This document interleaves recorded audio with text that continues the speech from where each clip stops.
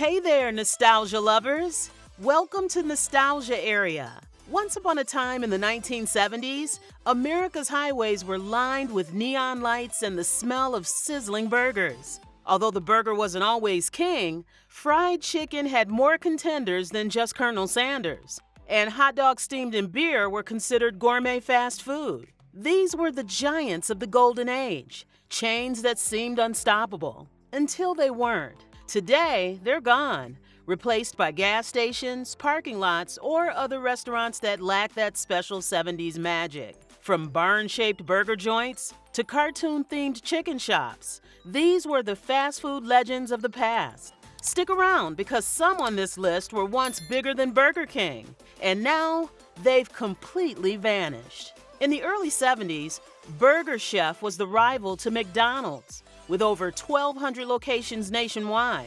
At Burger Chef, we just can't stand to let anyone walk away hungry. They invented the Fun Meal, the original Happy Meal, complete with a toy, a burger, fries, and a drink. So what happened? Corporate mismanagement, bad real estate choices, and the aggressive rise of Burger King and Wendy's. By the early 80s, Hardee's bought them out. If you missed the Burger Chef days, you can still find replica Burger Chef trays and mugs online. We've linked some cool ones in the description. Founded by NFL star Gino Marchetti, Gino's was famous for burgers, fries, and an unusual twist. I go for Gino's because I go for good food. They also sold KFC under the same roof. Imagine grabbing a Whopper and a bucket of KFC in one stop. At its height, there were over 300 locations along the East Coast. But in the 80s, Marriott bought them and converted most into Roy Rogers restaurants. With over 1,100 locations at its peak, Sambo's was the breakfast king. Sambo's presents a big breakfast. Breakfast is served. Pancakes, omelets, coffee refills. It was like an IHOP with more personality. But the name sparked controversy, and public pressure in the late 70s caused the chain to rapidly rebrand or close. Today, just one original Sambo's remains in Santa Barbara. The name Sambo's on this restaurant, as we've known it since 1957, is going away on the Santa Barbara waterfront. Still serving breakfast to nostalgia seekers. A West Coast oddball, Pup N Taco served burgers, tacos, hot dogs, and pastrami sandwiches. Where can you get really good food made fresh for you? Pup N Taco. The menu was all over the place, but somehow it worked. Over 100 locations thrived until Taco Bell bought most of them in 1984. You couldn't miss a red barn. The buildings looked like giant barns, complete with a peaked roof. They offered a huge menu for the time. Fried chicken, burgers, fish sandwiches, and even salad bars before they were trendy. I've had big burgers before, but never with flavor like this. The Barn Buster. At its height, 400-plus locations dotted the map. Corporate takeovers led to slow decline, but many barn buildings still stand, now housing everything from churches to hardware stores. Once a serious McDonald's rival, Henry's boasted over 200 locations in the 60s and 70s. Their slogan, "A Henry's will cost you less." Today, just one lonely Henry's remains in Benton Harbor, Michigan. We are at Henry's Hamburgers, a legacy right here in Benton Harbor, Michigan. A burger-flipping time capsule. Celebrity endorsements don't always work out. Minnie Pearl lent her name to a fried chicken chain that grew far too fast. Poor management led to one of the biggest restaurant collapses in U.S. history. Minnie Pearl left a legacy of love and laughter here in Tennessee. And yes, there's a Minnie Pearl's chicken cookbook out there. We've linked it so you can fry up a little history at home. Their specialty, hot dogs steamed in beer. You know why I come to Lum's, good buddy? They grill the steaks just perfect. At one point, Lum's had over 400 locations and was even owned by the folks who bought Caesar's Palace in Vegas. But by the early 80s, the chain fizzled. A San Francisco landmark, Doggie Dinner was known for giant dachshund head signs that stood above each location. The burgers were good, but the mascot was unforgettable. National burger giants eventually pushed them out, but some dachshund heads are now official city landmarks. Hey guys, that's going to do it. Got the sun behind me right there with the famous Doggie Diner head right there. Dee's Drive-In was Utah's vibrant, neon-drenched take on fast food, blending the convenience of McDonald's with the retro charm of a classic American drive-in.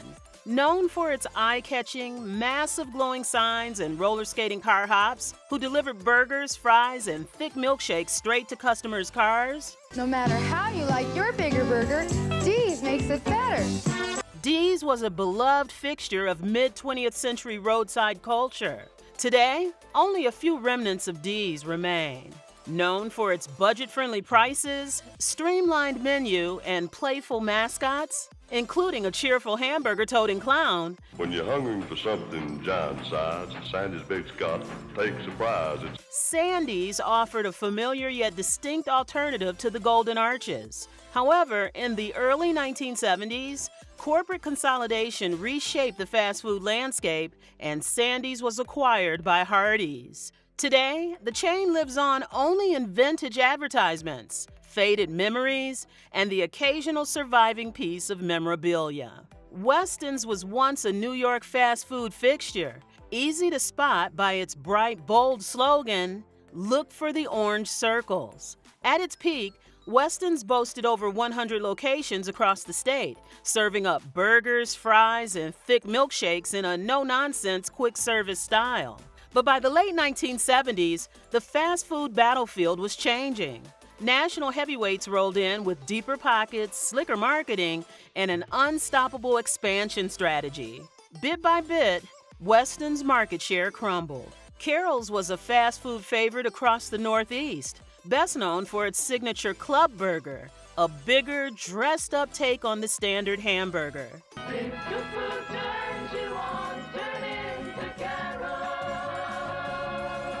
But the golden age didn't last. As the larger chains tightened their grip on the burger market, Carrols struggled to keep pace with their massive advertising budgets and rapid national expansion. By the mid-1970s, Burger King bought out the chain, rebranded the restaurants, and retired the Carrols name. Yes, Yogi Bear once had his own fried chicken chain. Officially called Yogi Bear's Honey Fried Chicken, it was exactly as gimmicky as it sounds. Decided that they wanted Yogi Bear fried chicken, and they bought it for $1 million.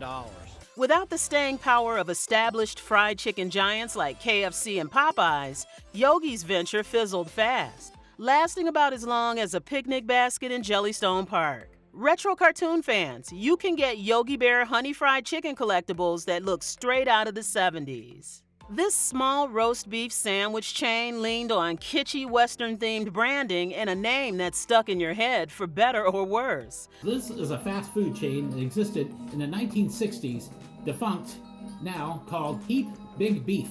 The menu centered on hot, thin-sliced roast beef piled high on soft buns, often with a side of chips or slaw. But by the late 1970s, the restaurant landscape had shifted. Larger chains with deeper pockets and more standardized menus muscled in, and Heap Big Beef quietly disappeared. Before kale smoothies and gluten-free menus became mainstream, Delight's tried to reinvent fast food with guilt-free burgers, fries, and milkshakes. The menu leaned on lean beef, low-fat cheese, and airier buns, marketed toward health-conscious diners who still wanted the convenience of a drive-thru. Unfortunately, most people walking into a burger joint in the early 80s weren't counting calories. White Tower was one of the most prolific and brazen imitators of White Castle, the original slider-slinging fast food chain. Emerging in the 1920s, White Tower mimicked not only White Castle's signature square hamburgers, but also its distinctive white porcelain and stainless steel buildings. How important has White Tower been to Richmond? I think it's been and should still be a landmark. At its height, White Tower had over 200 locations across the Midwest and East Coast. By the 1970s, most locations had vanished. Today, only a handful of the original Art Deco structures remain. Winky's was a regional burger chain out of Pennsylvania, known as much for its quirky name as for its relentlessly upbeat slogan, "Winky's makes you happy to be hungry." In its heyday during the 1960s and 70s, it was a go-to spot for quick burgers, fries, and no-frills family meals. Winky's makes you happy to be hungry lots of ways. But by the early 1980s, rising costs, stiff competition from national giants, and an economy in recession pushed Winky's into bankruptcy. The restaurants closed. But for anyone who grew up with those commercials, that cheerful tune is still stuck in their head decades later. At its peak in the 1970s and 1980s, Happy Chef boasted dozens of locations across the Midwest, serving up classic diner fare like pancakes, burgers, and milkshakes in a fun, family-friendly atmosphere. Many of its distinctive locations have since been rebranded as generic roadside diners or demolished altogether, leaving only a handful of the original Happy Chef restaurants still in operation today. Here's the inside of the restaurant. They got a nice neon Happy Chef here. That's amazing. Co-founded by country music legend Kenny Rogers in 1991, Kenny Rogers Roasters set out to put a wholesome spin on fast food, specializing in slow-roasted rotisserie chicken, cornbread, and hearty side dishes. For a brief time, it looked like the chain might give fried chicken titans a real run for their money. But taste shifted, competition stiffened, and the U.S. locations gradually closed. However, the chain found an unlikely second life overseas, especially in Malaysia. Kenny Rogers Roasters has been a household name for 28 years. If you missed that rotisserie chicken, we've linked a Kenny Rogers Roasters seasoning blend you can use at home. These vanished fast food giants may be gone, but they left behind bold marketing, quirky menus, and architecture that made you smile before you even ordered. If you want to bring a little 70s magic into your home, we've linked retro mugs, replica signs, cookbooks, and other memorabilia in the description. Which one do you wish you could visit just one more time? Drop your favorite in the comments. And if you're hungry for more nostalgia, check out our other videos. Don't forget to like, subscribe, and hit that bell so you never miss a bite of history.